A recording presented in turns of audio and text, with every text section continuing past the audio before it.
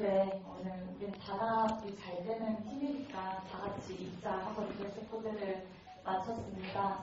한 분 한 분 와주신 관객분들 너무너무 감사드리고요. 얘기 많이 나눴으면 좋겠습니다. 고맙습니다.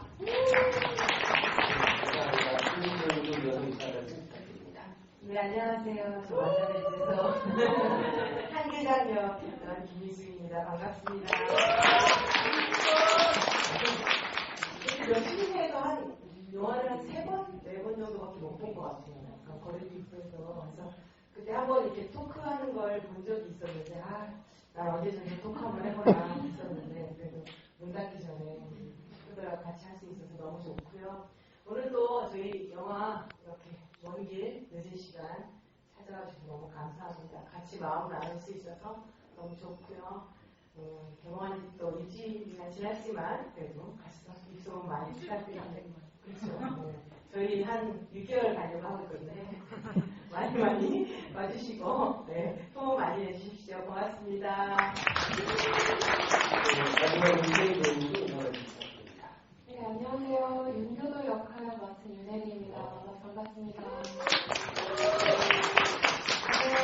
영화 보러 다니는 거 좋아해서 역시에도 참 많이 왔는데 그래도 만남의 집으로 이렇게 전이라도 찍고 갈 수 있어서 너무너무 영광스럽게 생각하고 있고 사실 오늘 조금 많은 티켓이 좀 나가지 않은 그 편성을 보고 제가 홍코라는 영화 사이트에도 글을 올렸거든요.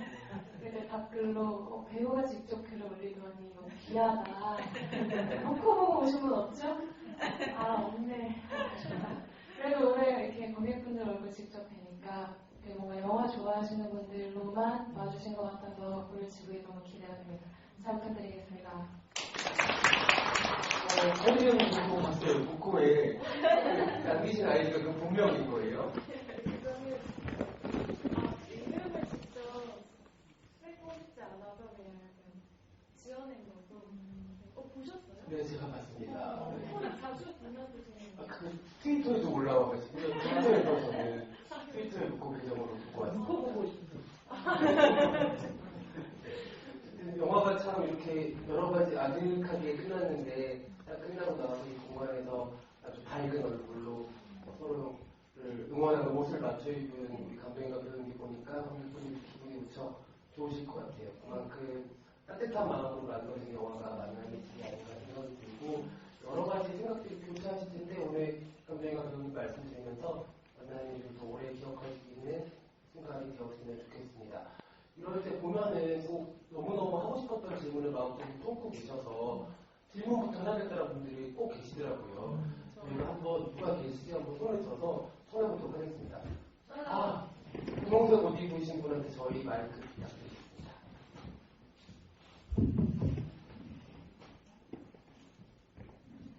네, 안녕하세요. 영화 너무 잘 봤습니다. 네, 감사합니다. 혹시 올라오셔서 같이 얘기해 주실 수 있으세요? 질문 좀 먼저 해주세요. 알겠습니다. 저도 관객의 일부라서. 차정현 감독님한테 만남의 집이란 어떤 의미인가요? 네? 잠시만요. 만남의 집이란 어떤 의미인지 차정현 감독님 인생에서 만남의 집이란 어떤 의미인가요? 이 영화를 말씀하시는 건가요? 네, 마이크가 안 나오시는 것 같아요. 어떻게 하면 나오고 어떻게 하면 안 나와? 배터리가 없는 것 같아요. 머리가 하얘. 그럼 제가 내려갈게요. 머리가 하얘. 네, 저러분이네. 저러거든요? 회장님들 큰 박수로 깜짝이로 현석이 왔거든요. 저런 모양이 해석이다. 갑니다. 제가 지금 촬영을 하는 지금 다리가 무척 불편하신데 감독님도 모르게 깜짝 방문을 해주셨습니다. 수업 부탁드립니다. 안녕하세요. 반갑습니다. 자, 깜짝 긴장이 되었습니다. 홍정입니다. 안녕하세요.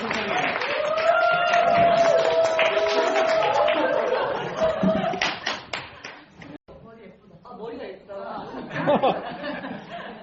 해결하기보다 다른이라고 해서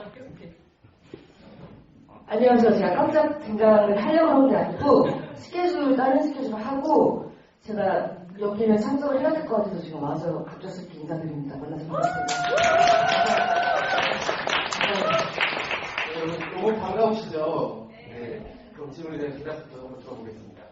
저희 팀이 이래요. 정말 뭐 이렇다는 뜻은 갑작스럽지만 근데 서로가 정말 돈독해요. 영화를 찍으면서 돈독해졌고 만남의 집이라는 영화가 어떤 의미일까? 사실 개봉을 하고 나서 이제 일주일 정도 됐는데 혼자서 준비했던 기간이 너무 길었던 영화여서 외롭고 험난한 시간이 많았지만 내가 이런 분들을 만나려고 이런 분들과 영화를 같이 찍으려고 그렇게 오래 기다렸어야 했나 보다 라는 그 가치가 차고 넘칠 만큼 저는 되게 운 좋은 감독인 이유가 여기 옆에 계신 세 배우님도 그러하시고 옥지영 배우님, 도영서 배우님, 미영 역할, 준영 역할 한 모든 배우님들에게 되게 빠른 시나리오로 프로포즈를 드리고 비교적 되게 빠른 오케이를 받은 감독이에요. 그래서 그 면에서 되게 운이 좋다고 생각하고 관객분들 만나고 나서는 그래 이런 영화도 좀 필요하지. 영화가 다 때려 죽이고 좋고 일제시대 이런 거보다가 이런 뭐 약간 클래식하기도 하고 이런 영화가 그러니까 일본 영화 같다는 말도 들었는데요. 일본 영화들은 이런 잔잔한 영화들이 요즘도 계속 나오는데 왜 우리나라는 이런 영화가 없지? 이런 갈증이 있으셨던 관객분이 좋게 보셨다는 이야기도 들었어요. 그래서 그런 사랑을 받으며 감사해 하고 있는 중입니다. 그리고 오늘 지호 배우님 무조건 스케줄이 있는 날이었어가지고 GV 제외자였는데 네. 맞지. 근데 그 집이 제외자 아니고 불참자라고 하잖아요. 그래까지 했었는데. 저는 여기 출연하는데 불참자라고. TV에만 만남의 집이에요. 만남의 집에서 불참자라고요. 제외자로. 한번 인사 다시 할까봐요. 완전 제가 어려우니까 되게. 인사 이렇게 해드려요. 알겠습니다. 자, 만남의 집 인사. 다시 한번. 만남의 집 인사. 만남의 집! 안녕하세요.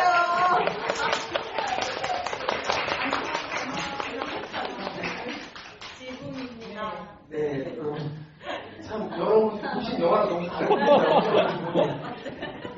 어떠셨을 것 같은데 지호 배우님 혹시 감독님 말씀 답변 충분히 되셨나요? 안 됐을 거예요. 네. 아니, 이건 사실 저랑 감독님이랑 너무 우연 같은 인연으로 만나서 저한테 힐링을 준 영화라서 사실 감독님한테 한 번쯤 물어보고 싶었어요. 근데 지금 감독님이 약간 방송용어를 얘기하신 것 같아서 속상하고 근데 사실 감독님에게 이 시나리오를 쓰시는 동안 얼마나 고통스러웠을지를 생각하는데 저는 개인적으로 창작자는 괴로워야 된다는 그 약간 마인드가 있는 사람으로서 감독님의 괴로움이 관객들과 저에게 행복을 주는 시간이 되었던 것 같아서 좀 한 번쯤 여쭤보고 싶었어요. 잘해. 그럼 이 질문을 또 세 분한테 역으로 드리면 좋을 것 같은데 지호 배우님, 혜리 배우님, 육 배우님께는 만남의 집 어떤 영화로 기억이 되십니까? 저는 사실 차정현 감독님이랑 이번 작품이 첫 번째 인연은 아니에요. 감독님이 그 한예종에서 영화 공부하실 때 단편 작업에서 맺어진 인연으로 지금까지 함께 하고 있는데요. 이게 그 유명한 한국의 지금이야? 그 이드레벨트로 여기까지 왔는데 그래서 감독님이 옆에서 어떤 지난한 시간을 보냈는지는 굉장히 많이 너무나 잘 알고 있고요. 근데 이 작품 준비하면서 취재 과정이나 아니면은 이 영화를 제작해주는 곳을 만나기까지 그런 과정들을 다 알고 있다 보니까 그냥 세상에 나온 것만으로도 참 순탄했다 약간 이런 느낌으로 정말 잘하세요, 잘하셨어요 이렇게 응원만 해주고 싶은 마음이 큰 것 같습니다. 감독님 장편 데뷔작이거든요. 사실 나가요랑 상주 같이 되게 좋은 단편들 많이 만들어 오셔서 언제 차정현 감독님 장편을 볼 수 있을까 했는데 꽤 오랜 시간이 걸려서 이렇게 내놓게 되셨어요. 순산하고 우리 차정희 감독님께 박수 한번 부탁드립니다. 우리 배우님 만년에 어떤 작품으로 마음속에 남아있으세요? 저는 감독님하고 첫 작품이어가지고 작업을 아직 그렇게 아주 많은 양의 작업이 있지 않은데 감독님을 처음 딱 만나 뵀는데 감독님이 사무실에 데리고 가셨어요. 그래서 큰 칠판에 배역들 얼굴 하나하나 뭐 세상에 깨알같이 사트가 붙어 있는데 이제 한 계장이 비어 있었어요. 거기다가 제 사진을 이렇게 해주시면서 한 계장님으로 제가 모셨으면 하는데 저는 너무 뭐랄까 이게 진짜인가 이런 생각이 들었어요. 그 그득하게 차있는 좋은 배우들 사이에 비어있는데 탁 넣어주시는데 뭔가 나 앞으로 누가 잘 될 건가 봐. 좀 작업 좀 들어오려나? 뭐 이런 생각이 드는 거예요. 또 우리 지호 배우님 같은 경우는 평소에 저 배우는 어떻게 저렇게 약간 어떻게 보면 좀 약간 이상할 수도 있는데 제가요? 목소리가 너무 좋은 거예요. 그래서 제가 이 시나리오 읽으면서 왜 처음에는 송준현 배우를 왜 하셨을까 잘 몰랐어요. 근데 목소리를 듣고 시나리오를 끝다 읽었을 때 와 정말 찰떡이구나 이런 생각을 했어요. 그래서 그때 감독님 뵙고 이제 감독님 단편 찾아서 보고 하면서 나한테 오늘 아주 좋은 일이다 이런 생각이 나는 거 알았고요. 앞으로도 또 우리 여성 감독도 없는 우리나라 영화 시장에 좋은 장편들에서 많이 할 수 있는 그런 아주 좋은 길이 감독님이 닦아주셔야죠. 감독님이 하라는 게 아니고 닦으시라고. 네. 감사합니다. 김호영님도 혹시 답변을 다 해주신 걸까요? 만남의 집에 대해서 어떻게? 마이크가 여기가 이제 얘도 다음 주에 가야 돼요. 모든 기물들이 함께 소멸하고 있네요. 가야 됩니다. 사실 저는 인터뷰에서도 많이 얘기하고 제가 방송에서도 많이 얘기했지만 제 인생에서 약간의 생각이 많아지는 시기가 있었어요. 좀 그거를 단어로 따지면 매너리즘, 일에 대한 딜레마, 그리고 삶의 인생에 대한 약간의 터닝이 돼야 되는 시기라고 해야 되나? 했었을 때 많이 저한테 침체기였어요. 그러니까 침체기라기보다 약간의 제 인생에 있어서 생각이 좀 많아지는 시기였는데 그때 만남의 집이라는 시나리오를 갖고 태저가 저 같아서 좀 이해를 많이 했어요. 이 친구도 너무 인생에 있어서 삶을 살아가다 보니 계속 살아갈 수밖에 없는 캐릭터인 것 같고 그게 좀 저랑 제가 좀 이입이 많이 된 것 같아요. 그래서 시나리오를 읽는 그 순간이 저는 너무 느낌이 좋았고 약간 굉장히 따뜻한 책을 한 편 읽은 느낌이었어요. 그래서 이거는 정말 내가 이거를 하면은 너무 좋겠다라는 생각도 했지만 내가 이거로 좀 상처의 치유를 받아야겠다는 생각도 좀 했었던 것 같아요. 그리고 내 인생에서 어떠한 많은 분들이 보시기에는 저희 직업이 항상 웃고 뭔가를 하고 있지만 저희도 생각이라는 걸 하고 굉장히 그 생각에 깊이 빠져서 못 나올 때도 있고 또 그런 시기들을 겪으면서 저희들이 성장을 하는데 그런 거에 한 인생의 부분을 담을 수 있고 표현할 수 있겠구나 생각이 들어서 저는 이거는 제 인생에서 거의 저라는 사람을 치유해주고 따뜻하게 위로해준 작품이라고 생각이 듭니다.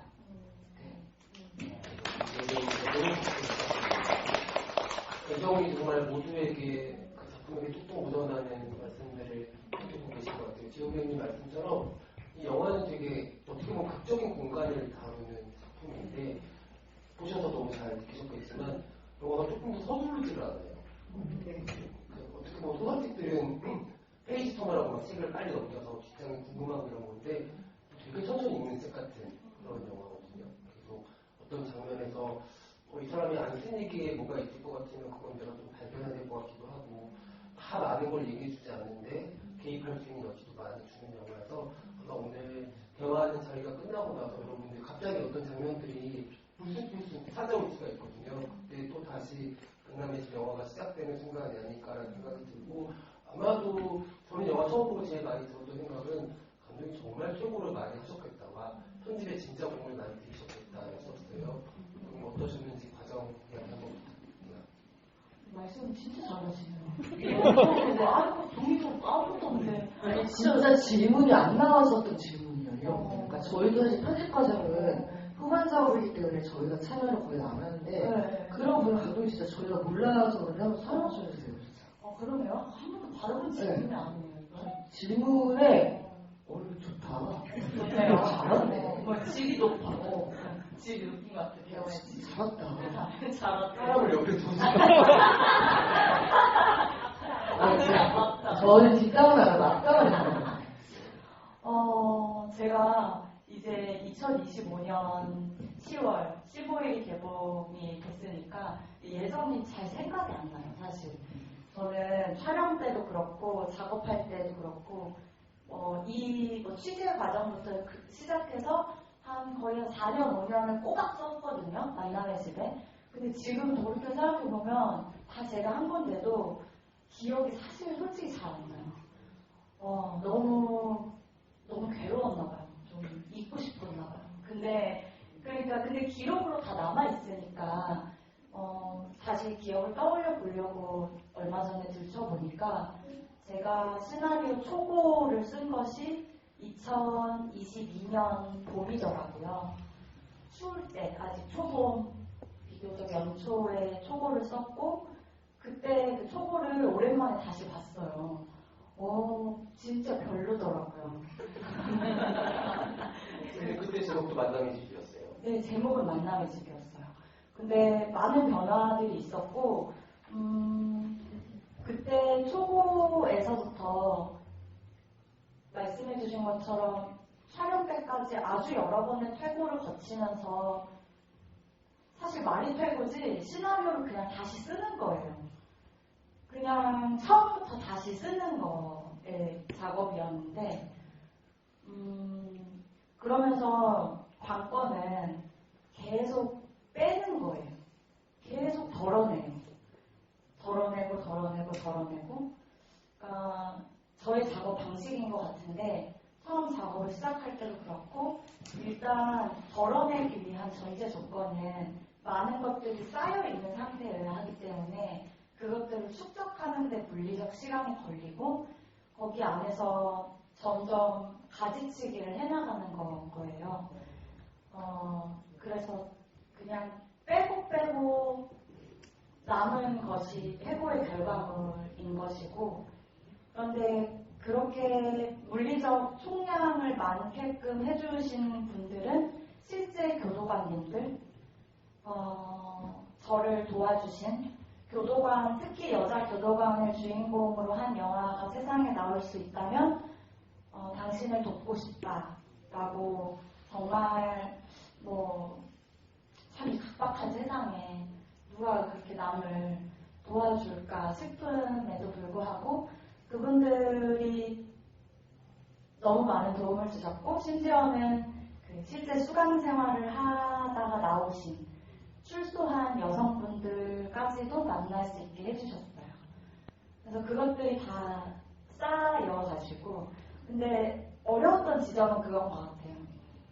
현실은 제가 취재해서 마주한 현실은 저희 영화에 나오는 것보다 훨씬 더 자극적이고요.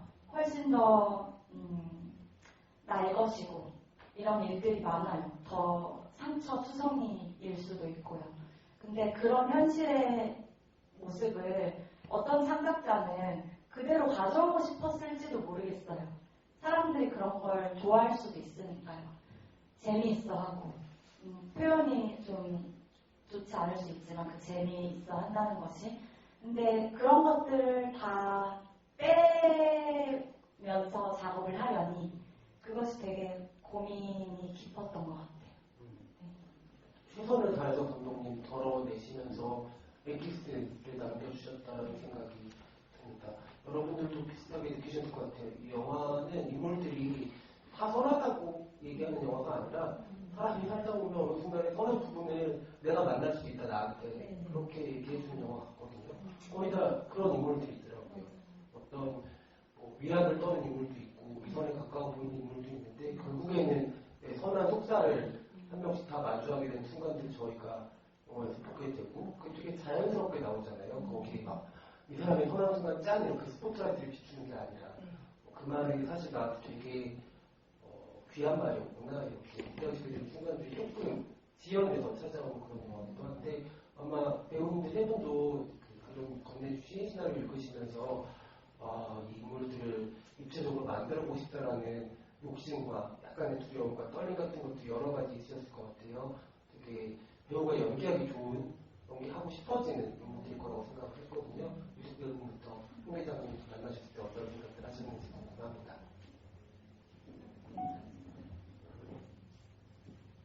거의 그냥 한숨에 읽었던 것 같아요. 네. 그래서 이렇게 잔잔한 글을 쓸 수 있는 오늘 또 영업을 느꼈는데 이 감독은 정말 내가 만약에 그냥 참가하지 않은 일반 관객이었다고 하면 이 감독님은 정말 용기 있는 사람이다 이렇게 생각했을 것 같아요. 어떻게 이렇게 일반 사람들이 보면 아까도 말씀하신 거 더 자극적이고 어떻게 더 날것인 거 이런 거 갖다 썼을 텐데 그런 걸 쓰지 않고 굉장히 잔잔하고 또 천천히 우리가 왜 눈 오는 날 걸으면 발자국이 진하게 찍히잖아요. 또 눈이 오면 덮이지만 그 안에 진하게 남아있잖아요. 그걸 옷이 밟고 가는 것 같은 그런 느낌. 어떻게 이런 용기로 사람들한테 이걸 그냥 보세요 라고 할 수 있지? 다 참아낼 수 있죠? 뭐 이렇게 말씀하시는 것 같았어요. 저는 보통 애드립도 좀 많이 하고 편해지면 그런 편인데 이번 시나리오는 단 한 글자도 바꾸지 않았습니다. 네. 그리고 뭐 그 외에 뭐 애드립을 충분히 할 수 있는 그런 막 주연배우님 뒤에서 여기서 뭐라고 선배님 하세요. 뭐 이래도 못 하겠더라고요. 네. 그냥 감독님이 담아내 주신 그 언어 안에 거의 다 들어있었던 것 같아요. 한 글자도 바꾸지 않았어요. 처음이었던 것 같아요. 박수 한번 주세요. 감사합니다. 아까 유식 배우님이 그 송지효 배우님 목소리 너무 좋다고 얘기해 주셨는데 영화 속에서 황 회장의 목소리가 정말 힘이 있어요. 정말 활달한 목소리가 생각을 하면서 들었던 것 같아요. 혜리 배우님 어떠셨어요? 저는 상주라는 작품 할 때도 느꼈지만 감독님의 뭔가 어떤 이렇게 정의 내려기는 조금 섣부르지만 감독님이 이제 커리어상 좀 자연스럽게 만나기 힘든 사람들을 참 자연스럽게 잘 이어간다라는 생각을 했었어요. 이번 저희 영화도 준혁과 태전은 사실 쉽게 만나기 어려운 그런 동선에 있는 사람들을 묘하게 이렇게 쉽게 자연스럽게 잘 엮어내셨고 그리고 윤교도라는 인물 처음 접했을 때는 사실 제가 조금 제일 두려웠던 건 밝고 명랑한 캐릭터를 많이 연기해본 당시에 저는 그런 배우가 아니었기 때문에 조금 두려움이 있었는데 윤교도를 잘 표현하는 거에 너무 제가 힘이 들어간 나머지 이제 교도관님들이 실제로 가지고 있는 그 직업의 진정성이나 품위 같은 것들을 떨어뜨리지 않고 싶어서 그 균형감을 잘 맞추고 싶어서 어떤 컷은 되게 건조하게 표현하려고 했고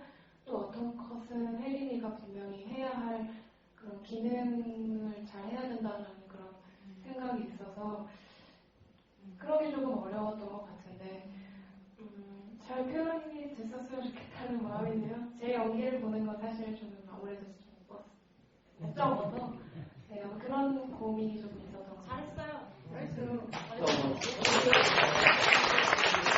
영화 속에서 제일 인상적인 장면들 중에 하나가 교도소장과 독대를 하는 그때 아마 국민영화 많이 보신 관객분들은 혜리 배우님의 데자부라는 작품 너무 좋아하실 텐데 그때 진짜 뭐랄까요 맹렬한 용기가짐을 가지고 있는 캐릭터를 연기했었는데 그 데자부 연장선상에서 이거는 윤여리만 할 수 있는 소리다라는 생각이 들어서 되게 반갑고 좋았던 것 같아요.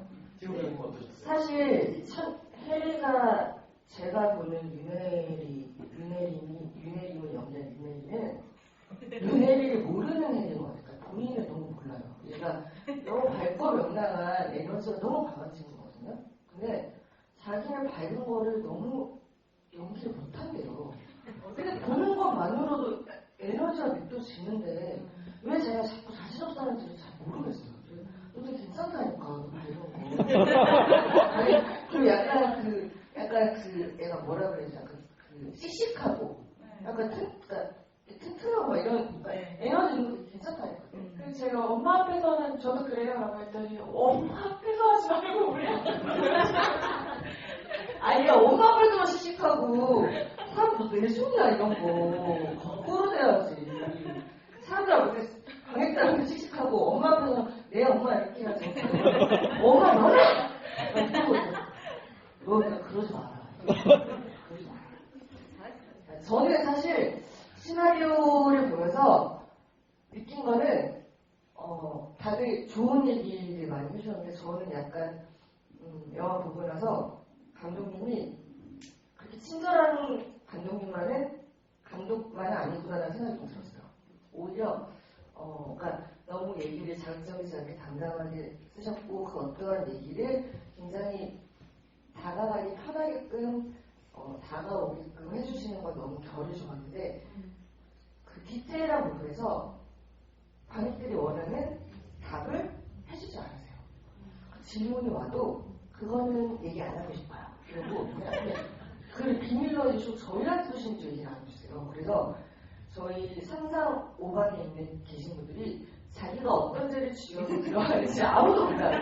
아무도 몰라요. 자기가 몇 명인지도 모르고 어떤 죄를 지었는지 모르고 막 그래서 감독님 물어보면 그냥 그런 거예요. 그러니까 그거를 감독님 말씀해 주셨어요. 그냥 뭐 살인이야. 대충 얼굴에서 얘기해 주시지 어떤 거에가 배우들은 사실 자기 캐릭터의 그 그림을 그리기 때문에 그런 것들이 저희한테는 하나의 소스가 되는데 그런 걸 전제에 붙이는 거였어요. 맞아요. 그리고 유일하게 친절했었던 거는 준영이었던 것 같은데 제가 지금 보면 준영이었을 때 그렇게 친절하지 않은 것 같아요. 지금 보면. 근데 사실 어떤 부분에서는 관객분들이 다가가기 편하게 보시 편하게끔 해주시는 부분이 너무나도 명확하게 있으신 분이신데 자기 캐릭터에 대한 고집은 또 대단하신 분이신 것 같아요. 저는 그렇게 좀 느꼈어요. 차정현 신지 감독님, 송지효 배우님 말씀에 이야기해 줄 게 있을까요? 더 붙여서? 맞아요.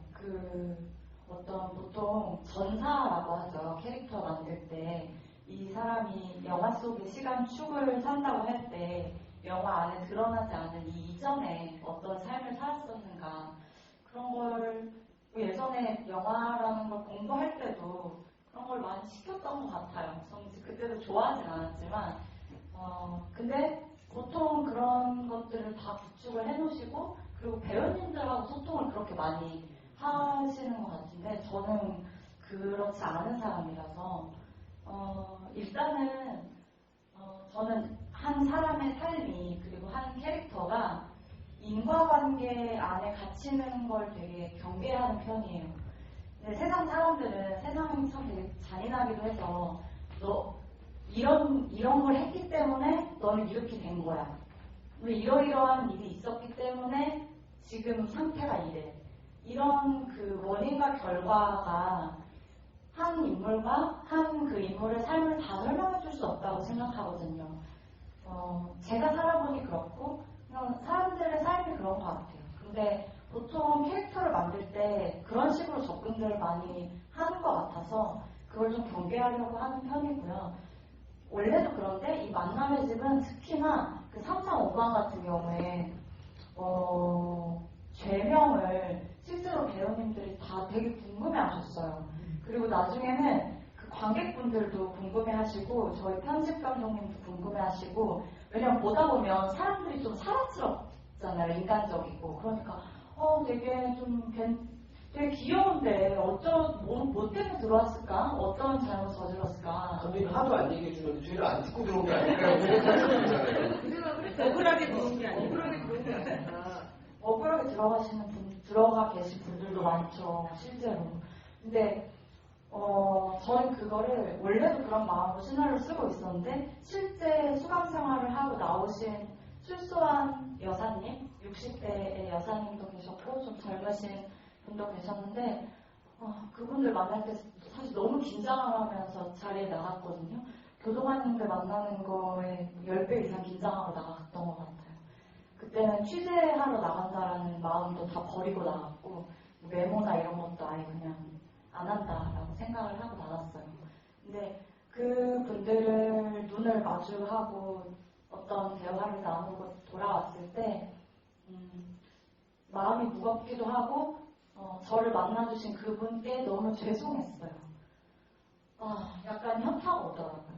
영화가 뭐가 그렇게 대단하다고 시나리오를 쓰겠다고 참 아무한테도 사실 얘기하고 싶지 않은 자기 과거를 왜 나한테 꺼내게끔 나는 왜 그런 일을 하는가부터 시작해서 이런 어려움들이 좀 많았거든요. 근데 죄명을 굳이 한국 영화에서 교도소나 수용자, 수감자, 교도관이 나오는 제가 아는 모든 영화들은 다 죄명을 알려줘요. 그리고 거의 그거를 그 수용자, 수감자, 뭐 어떤 배우님이 연기를 하실 텐데 그 사람의 이름처럼 쓰죠. 너는 마약, 너는 살인, 너는 소매치기 이런 식으로. 근데 그런 식으로 인물을 그리고 싶지 않았고 그리고 교도관한테 포커스가 분명히 있는 영화다 이 영화는 라는 걸 보여주고 싶었어요. 이게 그 차정현 감독님이 창작자로서 견지하는 태도인 것 같아요. 사실 그 죄수한테도 그런데 죄수한테 막 죄명을 너무 캐내고 싶어하는 것처럼 병원을 가면 환자의 병명을 그렇게 알고 싶어하거든요. 그러면 내가 이해할 수 있는 선에서 저 사람을 읽어낼 수 있다고 생각하는 게 어떻게 보면은 독자나 고객의 태도인데 그렇게 되면 그 사람 인물이 납작하게밖에 이해할 수가 없어져서 사실은 배우님들 설득하는 것이나 이야기의 서사를 좀 더 재미있게 꾸려가는 것들을 포기하고 감독님 그 선택을 했다는 생각이 들어요. 그러니까 이거는 어떻게 보면 교도관들에게 전사를 안 알려줘요. 이 셋이 남편이 있는 건지 뭐 무슨 음식을 좋아하는지도 잘 모르겠고 그게 중요한 영화는 아닌 거예요. 이 작품은. 그냥 지금. 네, 그냥 만남과 집이 있는 영화예요. 누가 어떻게 만나고 어떤 공간에서 만나고 그리고 재밌는 거는 다 끝나고 나면은 희한하게 여기 나오는 공간들이 그냥 쉽게 얘기하면 좀 무서운 공간들이잖아요. 어린애가 모텔에 들어가고 교도소로 출근하는 사람도 있고 근데 끝날 때쯤에는 모텔도 안 무섭고 교도소도 별로 안 무서워요. 그러니까 어떤 클리셰들의 감독님이 되게 찬찬히 과정을 거친 다음에 좀 깨보려고 노력하는 영화거든요. 만약에 전사가 많은 인물들이 들어가 있었으면 되게 부대꼈을 것 같아요. 진짜 많은 인물들의 이 영화가 나쁘다는 게 아니라 일단 하모니 같은 영화가 되는 거죠. 네, 막 노래를 부르고 막 울고 이러면서 끝나는 영화가 되는 건데 이 영화는 심지어 엄마랑 딸이 만난 집 안도 카메라가 비추질 않거든요. 뭘 먹었는지 모르겠고 무슨 얘기로 멀어지는 그런 영화. 된장찌개는 먹었을 거예요. 된장찌개를 제대로 못 그렸을 수도 있는 그러니까 못 그렸을 수도 있고 준연이가 했을 수도 있고 근데 그런 거에 대해서 그게 많은 분들이 굉장히 뭐라 그래야 될까 그러니까 따뜻한 영화를 따뜻하게 느낄 수 있는데 사실 실상 차정현 감독님 제가 봤을 때 그렇게 따뜻한 느낌의 감독은 아니신 것 같아요. 굉장히 어떤 부분에서는 불친절할 때도 있고 근데 그걸 또 사실 포기하는 용기가 되게 필요한데 그 용기를 가지고 계신 분 같아요. 사실 그러니까 설명을 해주고 싶은 창작자의 마음을 그냥 꼭 눌러서 담아주는 것도 사실 저는 용기라고 생각하거든요. 보여주고 싶은 마음을 참고 저희도 더 하고 싶은 걸 참고 하는 그 용기가 참 대단하신 것 같아요. 멋있습니다. 네. 그게 또 태저랑 너무 닮았어요. 태저도 그런 사람이잖아요. 그 태저와 차정윤 사람이 네.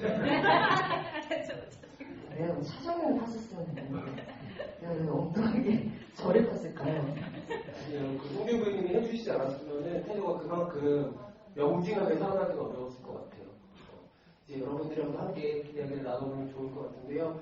오늘 이 공간에서 또 어쩌면 마지막으로 이야기를 나눈 것만큼 최대한 많은 분들이 목소리를 좀 들려주시면 좋을 것 같거든요. 그래서 질문은 1인당 1개씩으로 저희가 제안을 두도록 하겠습니다. 손을 들어주시면 저희 스태프께서 많이 전달해 드리겠습니다. 질문 없으신 분들은 안 하고 싶으시면 안 하셔도 돼요. 네네. 의무는 아니에요. 맞아요.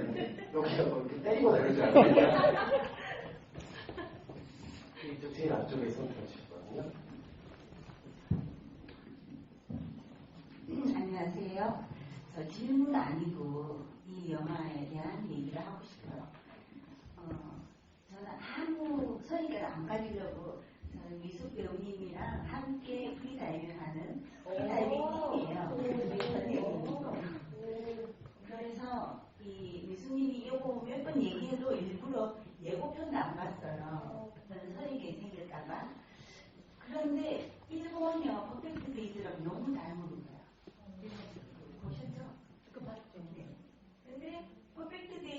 주인공은 자기 삶에 있어서 성실한 수동적 관찰자 이런 느낌.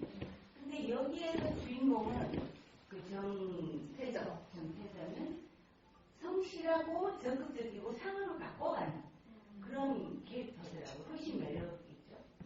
그리고 이제 얘기 드리고 싶은 게 세 가지인데 너무 캐스팅을 잘하셨어요. 우리 미수님이 애드립을 하나도 안 했다고 하는데 우리는 그대로 현실의 모습이에요. 미수님의 말투에 걸음걸이 그대로 보던 거예요. 우리는 계속 그대로다. 그대로 이제 똑같다. 미수님이야. 딱 등장하니 등판부터 알아보고 말투 모두가. 그래서 저는 감독님의 캐스팅이 정말 놀랍다. 미숙님에도 숨어있는 구석구석을 어떻게 저렇게 잘 찍어놓고 딱 저기에 넣었을까. 한계장에. 정말 놀랐어요. 그리고 다른 배우님들도 마찬가지. 너무 귀엽고 깜찍하고 도발적이면서 네, 긍정적으로 해리 교도관님 너무 좋으셨고 아마 저는 미숙님만 알고 송지호 배우님만 알지만 다른 배우님들도 아마 다 그러지 않았을까. 그리고 송지호 배우님의 그 내면 연기 전 지금도 또 팬이 됐습니다. 그 전까지는 그냥 적극적으로 발랄하고 여러 가지 다양한 캐릭터 제가 본 것들로만 단편 조각들로 있었는데 이제 그 깊이에 대해서 정말 뭐 독립영화를 할 수가 없어요. 정말 감동이었어요. 진짜. 제가 저기 어저께 운동을 좀 해가지고 몸이 많이 고장이었는데 맞아요. 제가 그거를 사실 감독님한테 의심을 제일 많이 했어요. 저에 대한 이미지는 밝고 어디선가 달려다니고 뭔가 큰 소리 내고 막 깔깔대고 리액션을 많이 하는 역할이었는데 왜 저한테 시나리오를 주셨어요? 라고 이게 제 모습 불렀어요. 사실. 정확히. 그래서 정말 다른 면을 봤어요. 감사합니다. 감사했어요. 그리고 이제 한 가지 더 말씀드리고 싶은 거는 준영이가 창고 오빠들이랑 노래방 갔을 때 저기서 뭘 마실 때 저기 약이 들었을까 막 나와서 그런 걱정을 했어요. 그래서 안 좋은 일을 당하게 될까. 근데 그렇게 아니어서 좋았어요. 너무 뻔한 스토리로 안 가서 좋았어요. 근데 그럴 수도 있죠. 그렇지만 그렇게 안 가서 좋았고 또 이제 정태저 주임님이 준영이한테 딱 꽂혔을 때 분명히 태저님의 어떤 인생이 같은 시점에 있었을 거라고 봐요. 그렇지만 그거를 추적해서 다시 보여주지 않은 거. 그래서 아까 감독님이 많이 드러냈다고 했죠. 그게 확 와닿았어요. 그럼 다 생각했잖아요. 그렇지만 우리 다 미로 짐작하잖아요. 어느 내 인생의 어떤 부분에 그런 그 아이의 그 면이 내가 있었기 때문에 찾아 들어간 거예요. 교도관으로서는 쉽지 않은 일인데 과감하게 번호를 주고 계속 몰입하잖아요. 나의 쉼을 바쳐서 내 쉬는 시간을 바쳐서. 그래서 그러한 시점을 찾아서 일일이 설명 안 한 거가 좋았어요. 뻔하지 않아서 좋았어요. 그래서 불친절한 감독이라고. 그래서 그 흐름 속에 우리가 나도 들어있고 다 들어있는 거예요. 인간적인 모습들 내가 이럴까 저럴까 하다가 이게 맞다 싶으면 무조건 달려가잖아요. 그래서 주임님 그리고 또 혜진님 딱 가가지고 딱 한 말 있어요. 너무 멋있었잖아요. 근데 우리한테도 그런 모습이 다 있다는 생각이 들었고 그래서 참 좋아요. 여성들이 98%가 나왔어요. 네, 그래서 나는 여성 영화인데 감독님까지 여성분이실 줄 몰랐고 여성의 한 사람으로서 되게 감사하고 자랑스럽습니다. 언니가 지금 영화 더 공감하시는 게 그렇게 살아요. 언니가 커피 하시는데 지금 광화문 서대문 이렇게 내리시면서 2층에 카페 계세라고 모든 사람이 이렇게 모여 여기 모여 이렇게 하는 것처럼 카페 계단 여기 모여 네 그런 마인드로 하시는 분이셔가지고 아마 이렇게 더 잘 보신 것 같고 그래서 아까 제가 감독님한테 나 꼭 드리고 싶은 말이 있어요. 까먹잖아요. 오늘 제가 4번째나 5번째 분을 보았는데 오늘은 태저하고 준영이한테만 계속 준영이의 시선에서 태저의 시선 준영이 그것만 계속 보이는 거예요. 다른 건 안 보이고 근데 태저의 시선이 계속 일반적인 편집보다 훨씬 길어요. 그러니까 보통 편집보다 여기 쓰면 이 짧았어. 끝이야. 다 전달했다. 근데 거기서 하나가 더간 그게 아마 감독님이 없애버린 전사를 여기다 다 넣으신 게 아닌가 그런 생각이 들었고 또 제 지인들이 영화 봤을 때 뒷모습 보고 딱 알아봤어. 근데 보통 배우를 받으면 감독님 있으면 전사를 주고 막 이러면 다 이제 바꿔요. 걸음을 이렇게 걷고 싶다. 근데 그런 걸 할 수가 없었죠. 안 주셨으니까.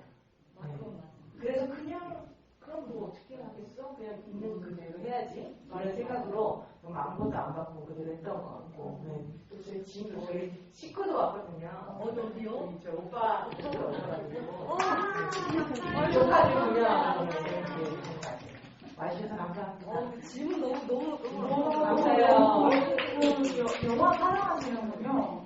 아, 너무 감사해요. 그러니까 그게 배우님 말씀하신 것처럼 또 아니면 불친절함이나 그래서 아마 다들 느끼셨을걸요. 저도 이미 다 알고 있어요. 호불호 갈리는 영화예요.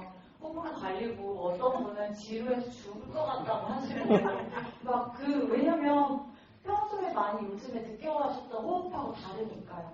그리고 보통 많이 설명해주는 부분들을 설명해주지 않고 재미를 위해서라도 조금 더 사람을 끌어당기기 위해서라도 넣을 법한 요소들을 다 빼버렸으니까 그게 그렇게 느껴지실 수 있을 것 같아요. 그게 용기라고 아까 제가 네네네. 무슨 용기로 하셨어요? 네, 근데 말씀처럼 캐스팅 같은 경우는요, 제가 무대에서 다닐 때도 그렇고 우리 영화의 캐스팅은 저의 자부심이라고 말씀을 진짜 많이 드리거든요. 연기를 다 잘하신다는 말을 되게 많이 들었고 연기에 빈틈이 없어서 몰입하는데 너무 좋았다. 근데 조연 배우님들, 3, 4, 5방 그리고 다른 교도관님들은 사실 거의 100% 오디션을 받거든요. 그래서 항상 사무실에 매일 출근하면 이렇게 수백 장 프로필이 쌓여 있어요. 그럼 그거를 많은 사무실들은, 많은 프로덕션들은 그냥 좀 미안하지만 그냥 안 보고 버린다고 들었어요. 시간이 없으니까요. 근데 어쨌든 저와 저희 연출팀들은 그걸 다 봤어요. 어쨌든 다 보고 거기서 프로필 직접 전달해주신 분들을 추려서 연락을 드려서 길게 봤어요, 오디션을. 그리고 한 분 한 분 그렇게 모셨는데 이렇게 찰떡일 거라고는 사실 좀 제 운이 좋았다고 생각하는 면이 있어요. 감독님 너무너무 좋은 이야기를 해주셔서 큰 힘이 되셨을 텐데 감독님 그 퍼펙트 데이즈 감독 누군지 아시죠? 네, 지금 데뷔작 빈 벤더스보다 좋다는 얘기 들으시면 너무 축하드립니다. 네. 또 다른 고객분께 소감이나 또 질문 남겨주시면 될 것 같은데 손 들어주시면 저희가 마이크 전달드릴게요. 계실까요? 네, 제일 뒤쪽에 계십니다.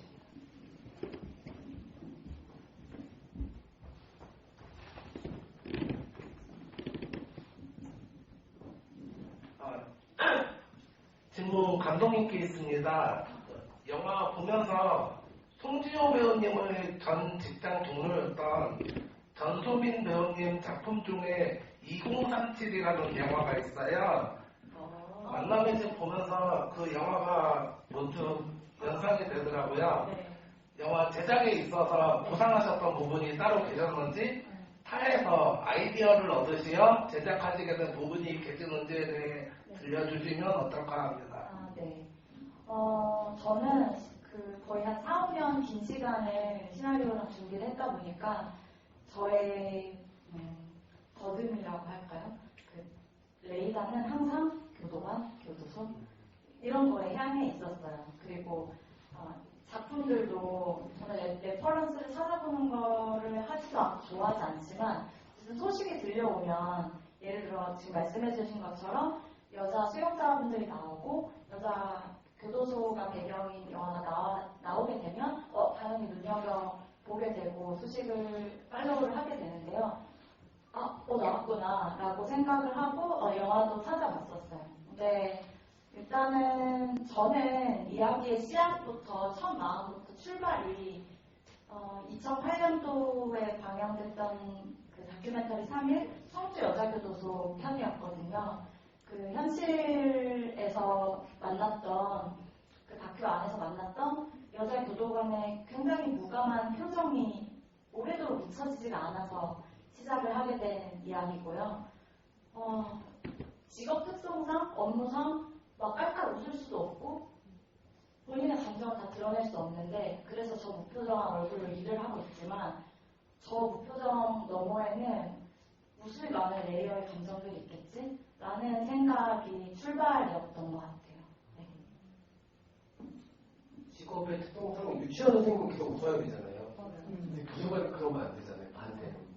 웃어주고 싶어도 웃을 수 없는 직업을 가진 사람들인데 제가 찾아보다 보니까 미특배우님도 이번 거에서 제도자 역할을 하신 적이 있더라고요. 세 분 배우님들도 이 역할 준비하시면서 아마도 너무 각성이 강한 영화들은 많이 안 보셨을 것 같고 다큐멘터리나 뭐 책이나 이런 자료들을 좀 참고하셨을 것 같은데 세 분 어떻게 그 교도관이라는 특수직업 준비하셨는지. 어떤 영화나 이런 건 보지 않고 그때 도움 주셨던 교도관 선생님 쓰신 책이 있었어요.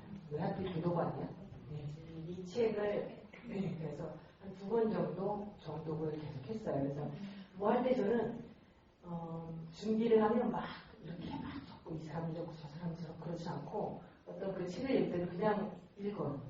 읽다가 문득 내가 일상생활을 하다가 그 책의 어떤 장면이나 어떤 마음이 떠오르면 내가 한기장이면 이때 어떻게 하겠지? 이런 마음들이 그냥 계속 스쳐 지나가게 두는 것 같아요. 어떤 배역을 준비할 때.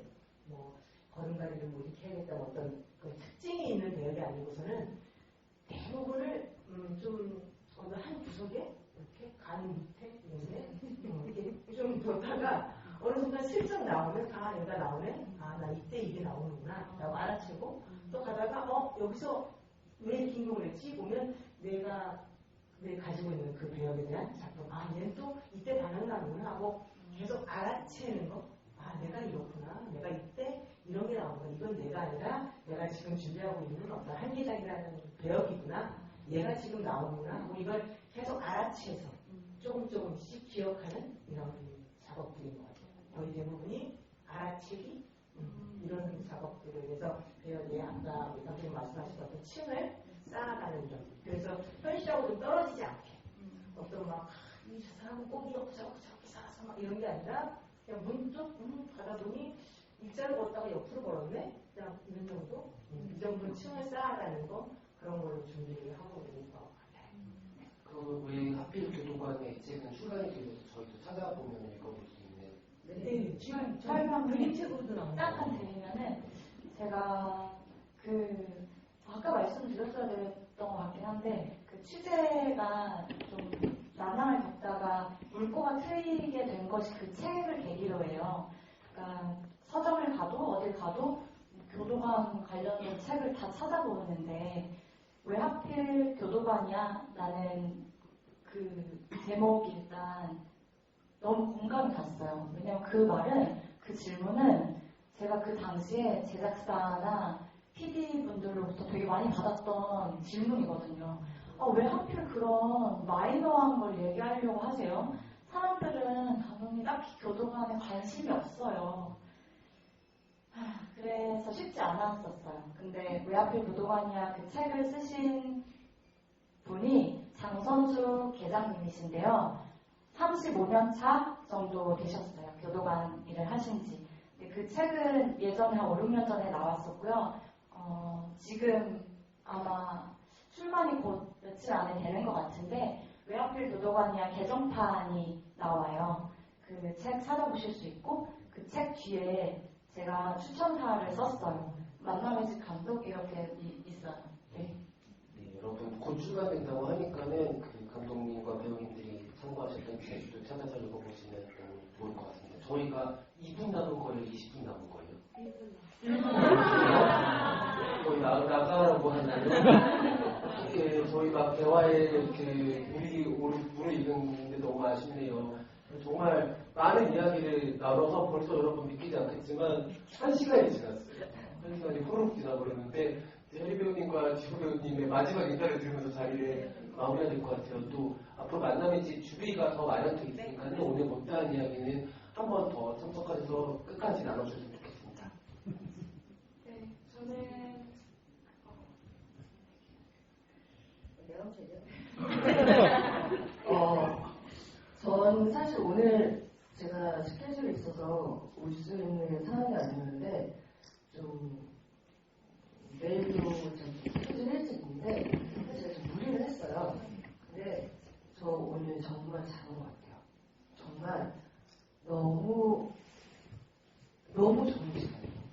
저희 이런 시간에 이제서야 만나는지 좀 아쉽다는 생각이 드는데 1분밖에 안 남았는데 1분 동안 얘기하고 해도 괜찮죠?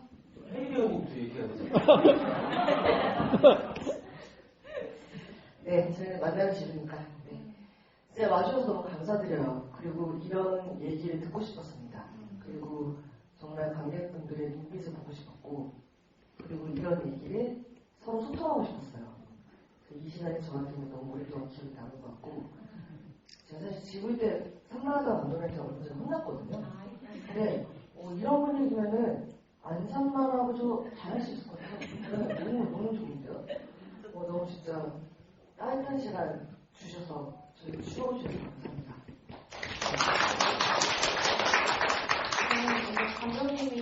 감독님께서 얼마나 어떤 과정 통해서 만들었는지 알다 보니까 그냥 이런 시간을 가지시고 계시는 것 자체만으로도 동료로서 너무 감사하고 함께 참여한 것만으로도 참 감사하고 영광이라고 생각하고 있습니다.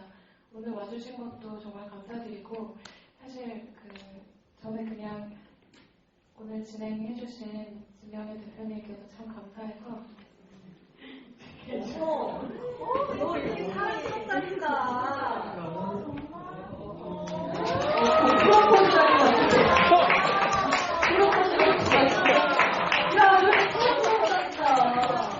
아이유 씨가 박보검 씨한테 이런 식으로 꽃다발을 줬던 제가 클립을 봐서 약간 오마주를 해봤습니다.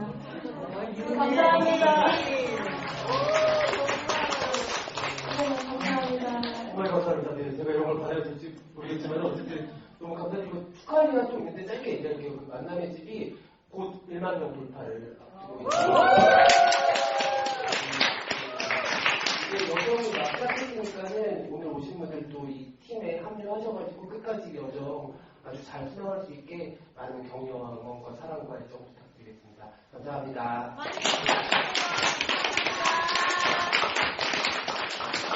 진짜 우리 관객분들도 저희가 느낀 만큼 따뜻한 마음 가지고 돌아가셨으면 좋겠습니다. 밖에 좀 쌀쌀한데 감기 조심하시고요. 따뜻한 마음으로 집으로 가시면 감사합니다.